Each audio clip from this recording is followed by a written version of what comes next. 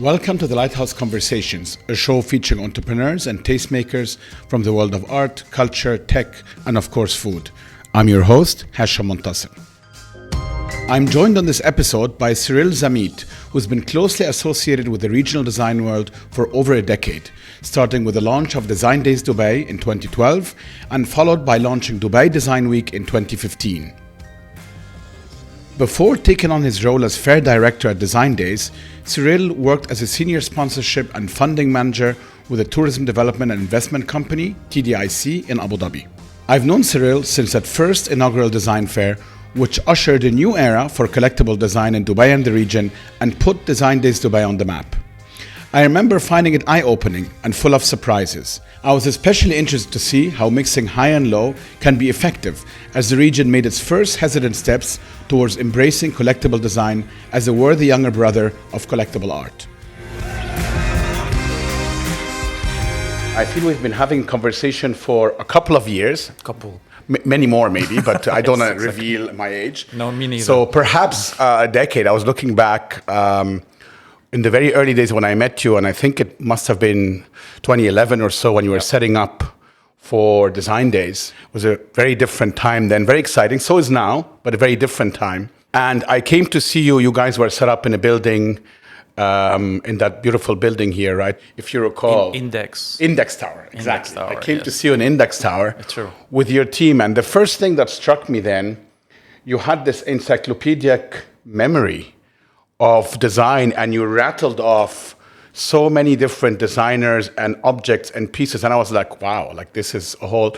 And I remember being very excited about this, but also thinking, I'm very curious to see how this would be received. What brought you here at the time, and what made you think that that kind of initiative, which we could argue, we were talking offline, you and I, may have been before its time, we'll discuss that. What made you think that that initiative made sense at the time for Dubai and for the region? Well, first of all, I need to give credit to Ben Floyd, who created Art Dubai Group, because he's the one who came knocking at my door and say, hey, I have this idea, let's do it. So I was at that time in Abu Dhabi working for TDIC, at that time it was called, so taking care of Abu Dhabi art and the future museums.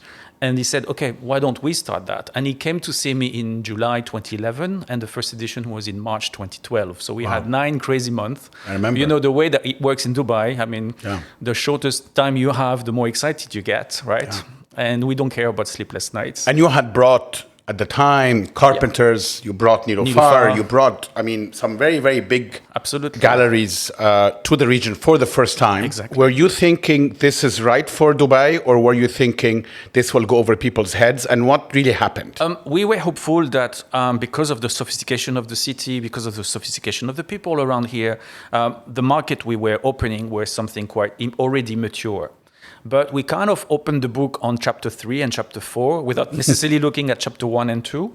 And that is definitely maybe, if we had to start back, or maybe a point where we would have to increase our appreciation of the knowledge of everything around it. Because obviously when you bring a piece at $250,000, it's not people won't understand it here, but they probably have a different aesthetic or way of interpreting this in their own house. You know, here the way that a house is open to a person, to an external, is completely different, right? Sometimes you have, you know, the majlis on one side and then the family side on the other. And not necessarily every type of house is here or fit for it. And we also found that not necessarily every single elevator in towers are fit for furniture, that some Correct. people bought a piece and had to return into the gallery the day after saying it doesn't fit my lift and I live on the 44th floor, right? So that was also a situation that obviously sometimes is not happening.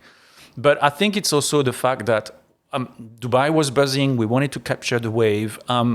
It was systematically, and everyone is referring to Design Days Dubai as a place of discovery, as a place of learning, exactly. And also because we did the first few years, we also did a lot of design installation. So that was also a different dimension of design on a more artistical point of view than just a purely basic functional table, chair, armchair, whatsoever. And that also was an eye-opening for a lot of people, because we had this opportunity to create something out of the blue. We did workshop with great names, you know, when you have Studio Swine creating chairs from leftover from construction sites, or Kwangoli from Korea, basically doing a sofa out of a foam block. That was quite unique here because we were disregarding those type of material, and then suddenly you created something noble out of it. And that was something a different journey that we opened. Well, one of the things I mean this earnestly, that I felt right away, your perspective, first of all, was genuinely global at a time when now that's a big buzzword,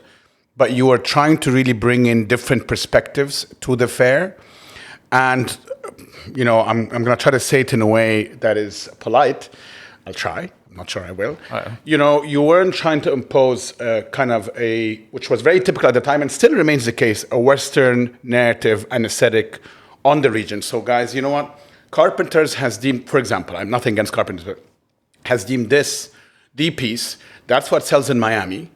And we're going to bring it to the region now. And you guys have to understand that this is important. And if you don't, it means you're not sophisticated. Absolutely. And you kind of seem to have figured that out. That is very unusual, I have to say. I think if you're coming from a background where you were not born in design, you were not specialized in design, you have this curiosity which remains in your head, right? Yeah. And also, I did fight quite hard to have, you know, the unique design gallery from Australia to come over the second year of the show, you know, brooch commissions, for example. And I also opened the floor to craft.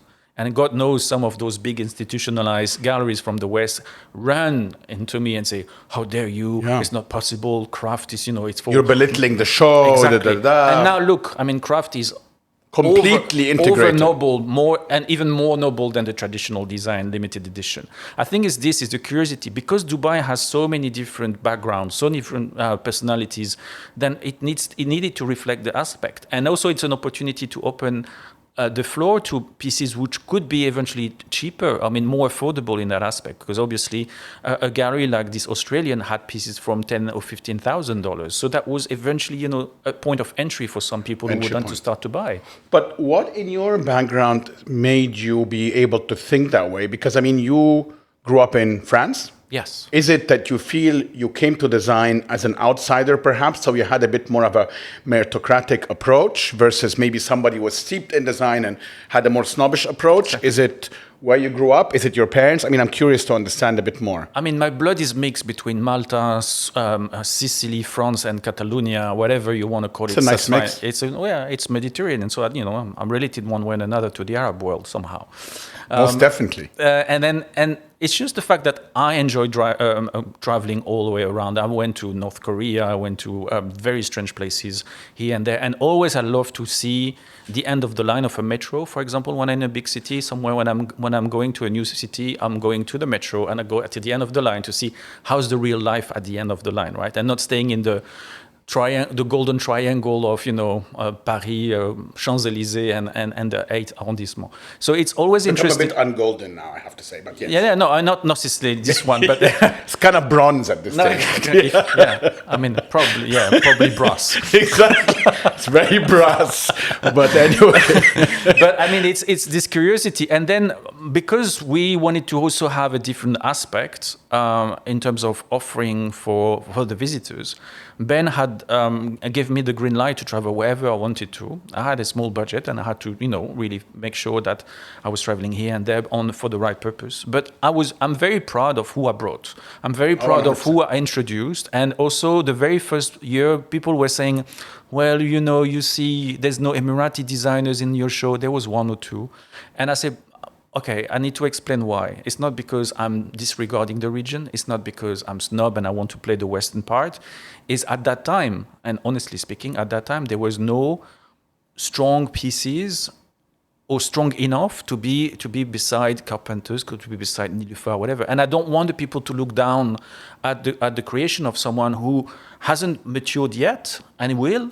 And just because, and then we say, oh, that comes from Dubai, well, it's pretty poor. And you wouldn't be doing them a service. You wouldn't be doing the service. I mean, look, for both sides. We feel at a very different level, very similar about the Lighthouse and our shop there, for example. I mean, when we first started, and we still are, obviously, we are a homegrown company and business. We always wanted to promote local design.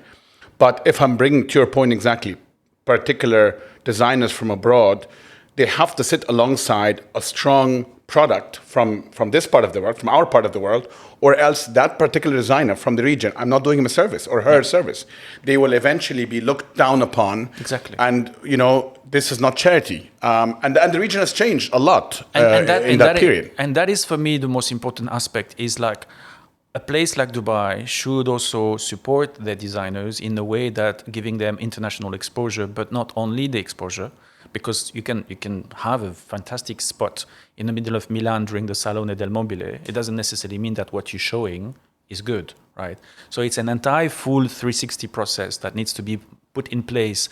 And this is something which I wanted at that time to initiate in a way that, Tashkil and Sheikh Latifa from Tashkil created the Tanween program, which is a fantastic program where basically she chooses about 4 designers based in the UAE. They need to produce a piece produced in the UAE. Yes. And that is something great because she's really supporting the local fabric in a way from the brain to the product. And this is a huge challenge because obviously here we have potentiality to create everything, to produce everything, not necessarily in quality. And then she herself and her team are going all the way around to find the right producers. It's a wonderful then she program. market. Yeah, exactly. It's a wonderful program. As we're building this design ecosystem, and it's been now over 10 years from the onset of your original show, do you feel this is something, and you've seen it elsewhere, something that is top-down, meaning it is government institutions or primarily that should be supporting this, building it out? Should it be bottom-up? In other words, people like you and I starting our own design galleries, promoting, or a combination? I mean, what have you seen elsewhere as a playbook that works most effectively? Honestly speaking, I think a bit of both. I mean, the government needs to give a framework like they've done recently with, for example, some golden visa or changing a bit of the law, working on the copyright aspect. That's the job of the government, is helping the community to feel secure, to feel protected, and to feel eventually at ease to produce. But you can't force a designer to produce. You can't force a talent to go into production or to do something. So that talent needs to feel comfortable as well to eventually go ahead and be a bit bold to go here or there. And then obviously we need places like yours at the Lighthouse to be a visibility platform for them to be exposed. The only thing that I still regret in Dubai, I mean, it's been changing recently in November with the opening of the first design gallery called Collectible, is that there's not necessarily a regular place for those designers to be seen. You come at the design week, you see them, then they vanish for the rest of the 51 weeks, except, as I said, some platform like yours or that collectional gallery now in Dubai.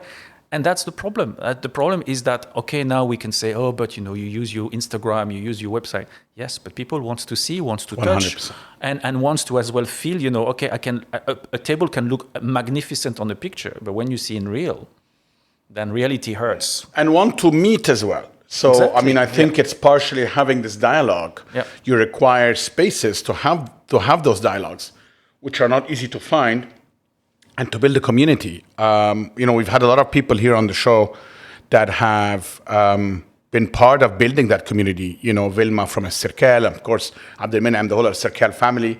You've had some initiatives like Dubai Design District that are more top-down, coming from the government. You've had Art Dubai, of course, for a decade plus now. But to your point, I still feel that if I wanted to go and have a conversation, understand what's out there, there's honestly nowhere to go. Exactly. My friends, when they come to town, they say, where can I see design? I was like, oh, Yeah. I can't answer. Yeah. No, there's no... I mean, now a few points, as I said, but otherwise, as a permanent feature, there's no place. So now that the world has become a bit more democratized in this sense, maybe the design Miamis of the world have been humbled over the last couple of years and I'm not saying this dismissively, I mean, the pandemic obviously changed things. Do you think that now that it's the right time to revisit something like what you did 10 years ago as a 2.0 version? I would say a mix of both. I think it's important that not necessarily if we were to recreate Design Days Dubai, it would not probably be a full-on and full-pledged type of old-fashioned type of fair for several reasons. Shipping is complicated. It's a huge investment for galleries. There are plenty of shows around the world, so galleries probably will have to choose at one point which one is the more profitable than another. You can't go in Paris, Miami, San Francisco, Shanghai, Hong Kong, now Paris. all year round. It's not possible. Technically, it's not possible unless you're a super big player. Even for the super big players, it's too expensive.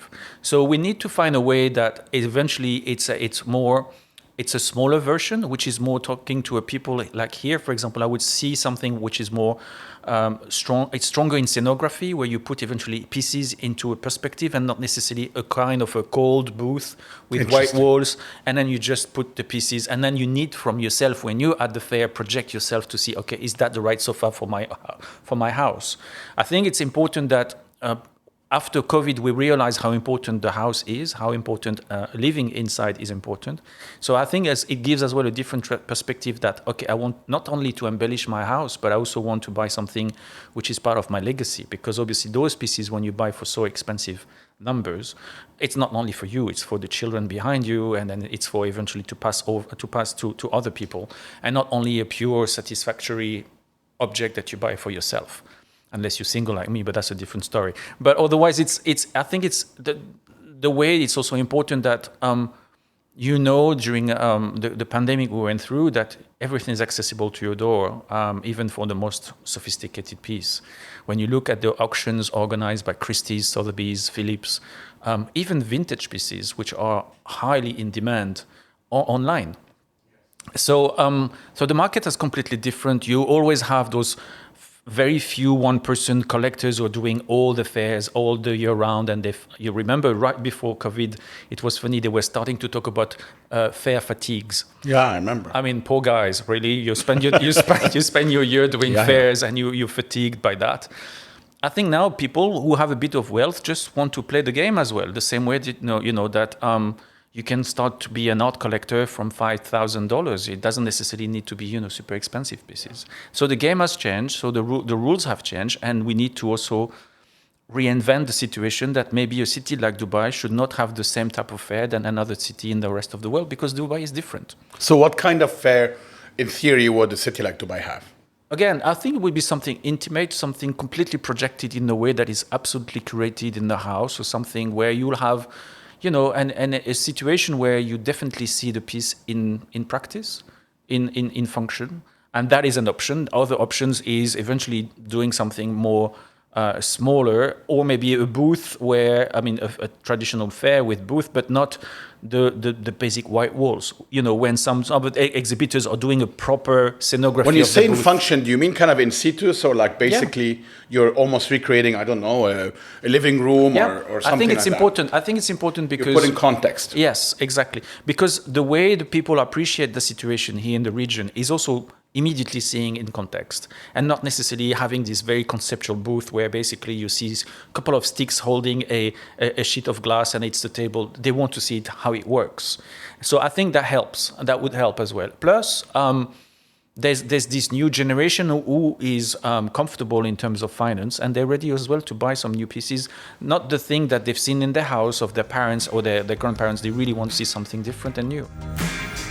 When we come back, we'll talk about how Cyril sees the evolution of design in the region, the convergence of design and tech, which has manifested itself via new phenomena such as NFTs and more, right after this short break. Welcome back. I'm Hashem and Cyril, and you're listening to the Lighthouse Conversations with our guest, Cyril Zammit. Has the local scene, by local I mean the whole region, not just Dubai, evolved over this decade, or you still think not so much? Honestly speaking, yes, it has evolved, but not as strong as I was hoping. Yeah, I agree with that. I was really hoping 10 years ago that the new generation would do plenty of stuff, but let's not blame them. Let's blame everyone around and all the players who have not eventually given them the chance to be seen, have not given them the chance to be commissioned. And when they are commissioned, sometimes we hear so often, "Oh, but we're giving them the visibility. We don't necessarily want to pay them." I mean, this is revolting for me. I think at least I was fighting with some people saying, "Okay, at least pay the production cost." Oh no, but we're giving them so much visibility. Yeah, but those guys have like you and me, some bills to pay at the end of the month, right? So I think this is in a way that we need to support them from A to Z, and not necessarily giving them visibility because we think it's the penultimate and the access to the Graal. No, you also need to help them producing, help them shipping, help them having this great opportunity to build up their own portfolio, help them to secure their work, again, with copyrights, for example. God knows how many things can be copied around, not only in the region, but in the world these days. And I'm always saying to the young designers, today I say, it's great for you to have an Instagram account, it's great for you to have a website, but before you put anything out, patent. Make your design protected. Of course, someone will copy it somewhere, somehow, but protect yourself before you go wild online, because then you're in the wild and no one will take care of you. So do you think we need more collectives, but maybe coming from the private sector, like a Tashkil type platform, like almost a design collective where you're able to plug them in? I mean, my Tashkil in theory plays a bit of that role, right? It's sort of a platform or studio or incubator for designers. In a way, yes, but at the end, no, because when you look at what happens in the rest of the world, there's very few incubator elsewhere, right? At the end of the day, it's also healthy. It's the galleries and the private collectors. Galleries, private collectors, private commissions for shops, for example. When you look at great names like Sabine Marcelis, you'll find her in Fendi stores, you'll find her in Chloé stores, because she's doing furniture for those stores. So those also private initiatives are also great. Don't forget that you have here a great panel of talents, let's say in the UAE, but also in the region, but they're not necessarily in touch with the private sector. They're not necessarily in touch with them. And these are the first, when you go to a hotel lobby and suddenly say, oh, that's great, who's that by? Oh, it's a local designer. Great. Yeah. And you have a few examples here in Dubai, but it should be bigger, and not only Dubai, I say everywhere else, right? So no, I completely agree with you. I mean, when we started commissioning artists more on the art side, less on the design side, as a lighthouse, people were very surprised because I was like, what's the motive? The motive is exactly what you said. The motive is to support them, lend them visibility, but also close that gap between collectible art and design, because the artists that we're bringing in are, in some cases, known artists, in some cases, emerging artists. But as somebody that has collected art for many years, and design as well, to a lesser extent, that gap needs to close. And I find that it's people like myself and others that are going to help close that gap, because it's not about making a statement. It's more about saying that it doesn't need to be either or, right? Yeah. It doesn't only need to be in the home, first of all, because it's Fendi, people think it's okay, but it should be more than that. It should be restaurants, it should be a regular retail shop. And to your point that it's not that expensive necessarily. And I think that culture is not there yet. Yeah. Unfortunately, maybe it will emerge. No, I agree. And also the point is that by supporting the canvas of all those designers, when you look at who has been offered a position or at least a presence in a permanent collection in museums, we only have 3 so far, right? So, and 2 of them are in the same museums in Melbourne, in Australia. Who are those? This is Talin Asba, who was commissioned for the Triennale last year, and Al-Jud Luta, who one of the curators of the National Gallery of Victoria came during Design This Dubai, bought 2 of her pieces, and they're part of the collection. And then you have at the Cooper Hewitt in New York, you have Amar Kalo. So also a design talent based in the UAE, not necessarily a UAE national. And this is as well for me probably the most rewarding aspect as well, when an institution considers that what you're creating is great for their own permanent collection. And that is a long lead, I would say almost PR work to make sure that all those guys and girls are known by those curators, and those curators, when they think of Middle East, they can come and shop around. And it's not that expensive too. So I mean, these museums are not necessarily investing millions for these pieces, but it gave such a great added value after that for the designer, because when you put this on your CV, it's amazing, right? Do you feel it's that they just haven't come around it, or there's a bias? A bit of both. Okay. I think we haven't attracted them properly. I mean, when they come for fairs, they're basically just like taken into these VIP programs, seeing too many things. You stay 20 minutes in the studio, you don't have time to really speak with someone. And then I think it's also on the other side. I mean, we also need to eventually find the right platform to promote them abroad. Yes. Recently, in Tashkil, we had the chance to bring Patricia Occhiola. Yes. Right? And what I was asking if it was possible, and it happened, and I was so pleased with this, is that we did a kind of a speed dating with 8 designers who, for nearly 10 minutes, each of them had the opportunity to show their own portfolio to her. And it was such a great exchange because obviously they had an eye of a top 3 professional, but she learned so much from them too. I was going to say. She learned a lot of new product, new material, and she was so amazed and super happy when she left back to Milan. So this is the type of exchange we need to develop as well because it's a win-win situation. You've had a few designers that have broken out. So we've had on the show David and Nicolas a while back. They have had tremendous success. Carpenters is had them on their platform. Nilofar as well. When we spoke to them, one of the questions I was trying to determine is, was it a one-off? And also very frankly, and I spoke to them about this as well.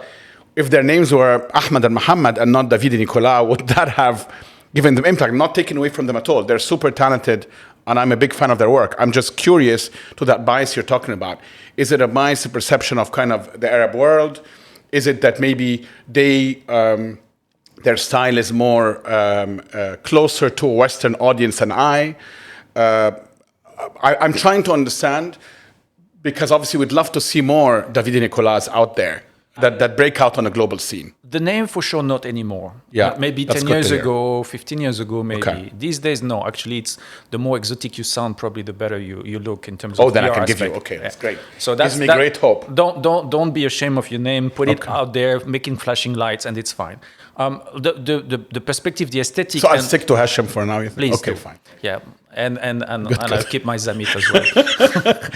But I think it's more being at the right moment at the right time. Okay. They were of course supported by a fantastic design patron in Lebanon, Shirin Mahabi as well. 100%. And that helps a lot because obviously through her network, through it's not overshadowing their talent. So no, not at all. But it helps as well when you have a patron. We're trying to get deeper into why we don't have more of this. Is it the process? When you have a patron, basically that patron really helps you financially, but also through his or her network to access a market that you don't know of, right? And I'm sure it would be the same here if we had the chance to have an opportunity to support. I know because I've been talking with them, like that gallery that I mentioned, Collectional. There is a program in the next 6 months or a year for them to really sit down with local and regional designers to really see, okay, what do you need? How can we help? Because that company is also distributing a lot of design brands. Yes. So they have a network of producers as well. Obviously, it would be nice to produce in Dubai, but sometimes, like David and Nicolas, they need to go and produce in Italy because 100%. You have some know-how, right? So this is something which is interesting because you need to have someone who has the patience. You need to have someone who's not necessarily looking at numbers. And that it takes time. And we very well know that in this part of the world, we take often time as an enemy and not as a friend, right? Yes. And these guys and girls, they really need to have a bit of time to develop something. So one of the things you're saying is you need more of the Shireen Maghrabis as well. I mean, you need kind of patronage. Because I think you're right. A number of the artists that broke out from Lebanon were supported by her and her platform. And very likely that's how they attracted the big galleries, which then understood that their work is on par, if not better, than some of the artists that are, from other parts of the world. It's true. You need a bit visibility. You need a fame that can help you. But at the end of the day, when you look for example, let's go back to Tashkil, what happened last November, when you have one person living in the UAE, developing a leather made out of pods from a tree, when you have someone developing a new product made of what is called cotton desert, which is basically a plant that we disregard on every corner of our street, the solution is just here. You just need to have that systematic approach of being curious and then have the platform to bounce to be seen. That's for sure. Yeah. Yeah, no, I agree with that. And also there's a crossover. So, for example, I'll give you an example. I've collected and friends with an artist here, a Marathi artist called Muhammad Ahmad Ibrahim, who's going to be featured in the Venice Biennale. And one of his works is, number of his works, in fact, are made from paper mache that he's collected in the desert in Khorfakan. And that is as much art as his design. Yeah. And I think that brings me to another topic here, which is, again, this blurring of boundaries, which I think would be very helpful. You said something earlier offline. because we are here, and maybe because we don't have the type of evolution that some of the Western countries have had in terms of art and design, I find that has a plus or minus. The big plus is you don't need to follow those rigid rules. It does not need to be subcategorized into 10 things. You can afford to take chances. You can afford to blur the line between collectible design and accessible design, let's call it, and art as well. I mean, 10 years ago or 15 years ago, I would be one of those guys who work in boxes, and I would tell you, if you're an artist, you're an artist. If you're a designer, you're a designer, right? Because 15 years ago, for me, design is, a product. Function, yeah, it has a function. Now it's complicated because obviously design, one of the tasks of design and one of the mission of design is also doing something nice to look at, right? So there's an artistic point of view on top of the functionality of it. So it's both ways. And now with, let's say, that crazy world of NFT that opens up. That was my next point. That is the last piece of frontier eraser that you have to really remove that thin 100%. line, because you have the guys like Andres Reisinger who's doing some furniture, although he's a digital artist, so he's doing physical pieces, he's doing digital pieces. Now we call it Figital, and then basically it happens there, right? So. Yeah. I had that discussion recently when I was in Saudi Arabia when we're discussing, okay, is that art or is that design? And again, everyone now define themselves as an artist. Yeah. And few years ago, some designers were bold enough to say, oh, don't call me designer anymore, call me artist. And we were asking them, frankly, why? Say, because I sell better if I'm calling myself an artist. These days, it's also a question. But these days, you don't necessarily need to imagine yourself who you could be. You're just who you are. And then you sell what you produce, full stop. Well, here's the point about NFTs that I certainly understand. The same way collectible art and collectible design signals status and signals privilege, I understand how an NFT can do the same. So a lot of people are saying, well, can right-click on it and save it. That's not the point. The point is that in the digital world, similar to the physical world, people want to differentiate and want to signal status. And up until, I think, the world of NFTs, that wasn't necessarily very clear how you go about that, right? And now I think NFTs have created that venue for you and I to go online, but I'm differentiated from you because I own, NFTX. So it really has the same function of kind of creating status. I understand that, actually. I don't find that difficult to understand within the art world. With design, it's a little trickier, only because, to your point, we've historically thought of design as a functional piece. Yes. So this is a table that's, I actually put stuff on it. Mm-hmm. But I mean, look, in the art world, sometimes you were also buying some creations made of videos, right? So, and that was also something which was kind of very strongly intangible, because when you buy a video, you don't necessarily know how to play and store it and display it whatsoever. I think for design, and that was a conversation I had with Andres Reisinger 2 days ago, it was exactly this. He said it's somehow, if you look in the practical aspect, it's very sustainable, because the digital creates demand, and then the physical will supply. Right, so that's also a very nice change of situation where before, like a lot of brands were producing and then you don't sell, so you have to discard the pieces, and basically it's a lot of material. And that is also a very interesting aspect. And he gave me a kind of more. I did not think of that. A strong humanity side of the NFT, which I'm still kind of new into that world, and I look at that with a bit of distance. I know I'm missing the boat, but I should jump. No, the boat will take a long time. Exactly. You're not missing anything. And he was saying something which was also very interesting. He said, what we see now with NFTs is like, remember a few years ago when we discovered MP3. It's exactly the same situation, right? We didn't know how it works and whatever. How do you transfer MP3s? It's going to be the same in a few years. 10, 15 years ago, remember when the first days of internet, no one believed in that. And going back to your question, I think it's important that galleries, and that's exactly the point that, for example, that gallery in Dubai does in Collectional, they are creating a package of a situation where, let's say you're a limited edition design collector. You can buy the physical piece, you can buy its NFT, you can buy its metaverse situation as a package, and then you're the only one having the three pieces together. And that is something quite new, because on top of that, the NFT gives the opportunity for all artists, not necessarily designers, to systematically get some royalties each time it's going to be eventually sold again. Normally when you sell a piece, it's forever. You don't get any royalties anymore. NFTs will give the artist the opportunity to get. That is a completely big revolution for the art world altogether. No, I agree. I think that's something that's been now obviously very hotly debated. Do you think if we would project in the future, the same gatekeepers that exist in art and in design will be the gatekeepers for digital world? In other words, the Nilfars of the world and the Christies of the world and the et cetera, or you're going to have, to your point, for example, OpenSea, which is is where a lot of people buy NFTs. Yeah. Will they dethrone the Christies and the... It's a question of evolution. If you're aware that evolution is here, then you're not necessarily walking towards a cliff without knowing there's a fall at the end of the cliff. If you're aware of the situation, and that's already happening, Philips already announced there's a first situation with NFTs. Galleries are very strong, Sotheby's and Christie's as well, in adapting themselves very quickly into this. It's a normal evolution of the market. If you refuse to move, at one point you might be the last of the Mohican somewhere, and people will look at you like, oh, you're the last one.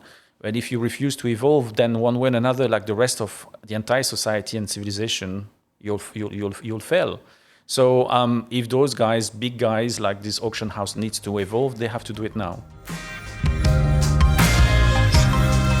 Let's switch to a subject that has a bit more to do with the physical world. Saudi Arabia, you were there recently. We spoke about it offline. I'm curious about your views. It's a obviously very important market for our region. It has a lot of local talent, a lot of buzz currently. Despite the pandemic, they have continued evolving, investing in arts and culture and design now, biennials, etc. Give us your view of where that market is vis-a-vis, say, and I'm not comparing necessarily, but vis-a-vis Dubai or others. Listen, I was in January in Riyadh, and I attended and I did a talk at the Saudi Design Festival, which is the evolution of the former Saudi Design Week. I was very interested to see plenty of extremely strong energy, plenty of goodwill. This youth who's basically have no boundaries and sky is the limit, if not beyond. Clearly, it's still new, it's still fresh. So they probably will have one, two, very few names who are potentially ready to go into an international market.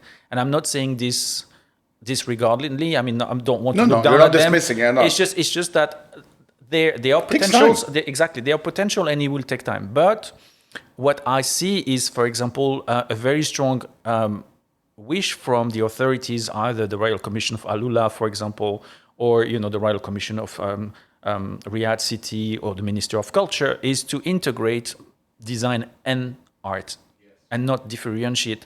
Like a lot of countries have looked at art as, okay, art is the most important aspect. Yes, but no.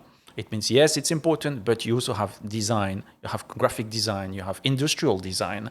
And when you have a country like the UAE with this huge industry capacity, or in Saudi as well, then if you have great industrial designers, you can also produce here, and that is also something which is fantastic pool for your economy. Is not necessarily only importing after what we saw with the pandemic, that we so strongly dependent on the rest of the world. If you develop as well an industrial canvas here, then definitely could also be very grateful for, very good for your country. If you had the ear of a decision maker there, knowing what you know about the evolution of Dubai and you being part of this for over 10 years now, what would be the one thing you would advise them in terms of a mistake to avoid or a challenge to avoid? I won't say mistake, but I would say, again, I'll go back to my point from earlier, take a bit of time. Don't rush. I agree with that. If you rush, you will miss some steps, and it's nice to build a house, but in the middle of the house, you forgot to build the floor number 3 or the bathroom. Then at one point, you'll have to go back, and then it will take more time to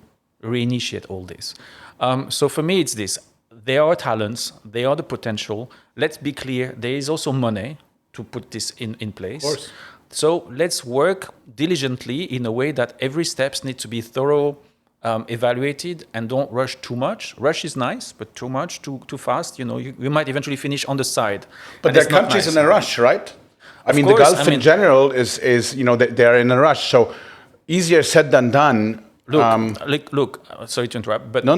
Dubai, it took let's put it this way, a good 10 years, Yes. if not 15 for the art fair, for example, to have a sustainable, or let's say quite sustainable, Yes. art scene. Yes. And God knows how fast Dubai works, right? Yes. I Correct. normally say that's good perspective. when I do presentations abroad, I normally joke saying like 1 year of Dubai equals 10 years in the rest of the world, right? Yes.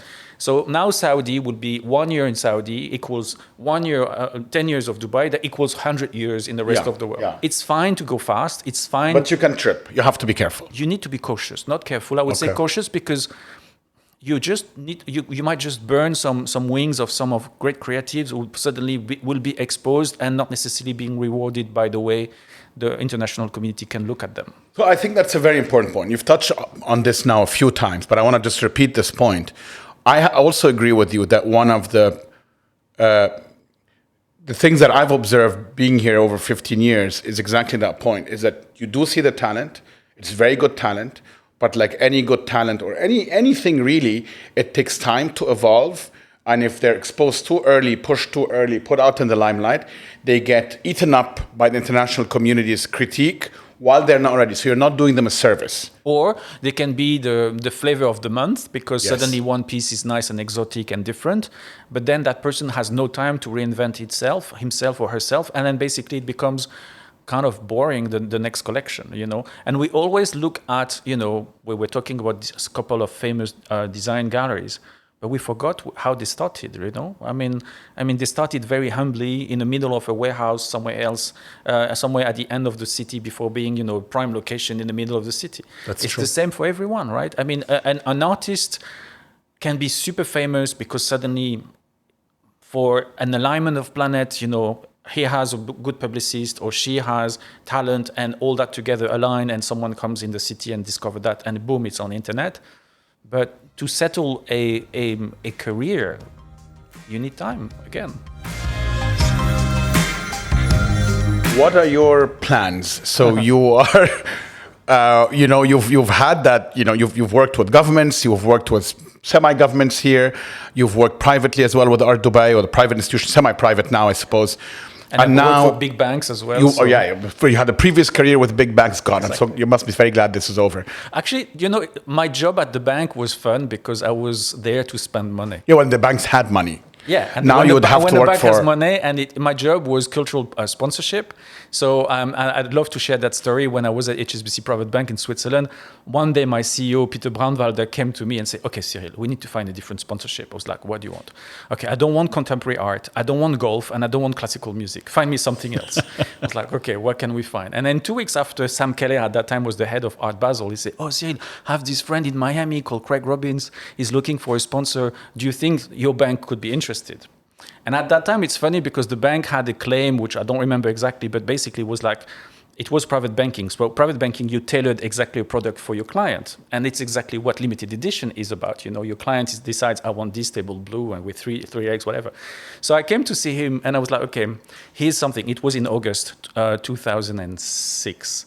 And so Design Miami was in December 2006, so less than 6 months after. And I was showing my typical presentation on PowerPoint, and he was flipping page 1, page 2. And after page 3, he just threw me the presentation back at me and said, "Okay, we do it." I was like, "Well, you know, Peter, look at page 17 because you have horses. Numbers at the end, right? You know, the usual hammer is at the end." And he said, no, well, let's do it. I was like, "Okay, but I insist. It's a lot of money." He said, "Cyril, I'm going to teach you something. You come to see your CEO. He says, go ahead. So you should run and go ahead." And in 6 months, we were the first bank in the world sponsoring a design show. Amazing. And it lasted about 5 years. And it was such a great relationship with the Design Miami team. We built up something new. We tailored a brand new way of collecting because every bank were doing art banking, like UBS, for example. Yes. But none of them were advising their clients and ultra-high net worth individuals to invest as well in design. And that was something where my job was to spend money on a cultural program, which, you know, it was fun in the bank. So is that what you want to do now that you're fancy free? Going back to bank? Well, no, spend somebody's money on design is always fun. So what plans do you have? I mean, knowing what you know and knowing where the region is, And I assume you are very invested in the region at this stage in your career. Because I'm also very grateful. I mean, let's say the UAE has been extremely grateful to me. I've been recently given a golden visa, and I'm very grateful. Thank you. About that, I think it was really nice. I mean, we both work hard to make this a kind of a success or positioning this. So you're right. I want to remain loyal to the UAE and to the region because this is the place where basically have been giving me the most enjoyable part of my life. Not saying that before it was boring, but you're saying France was awful.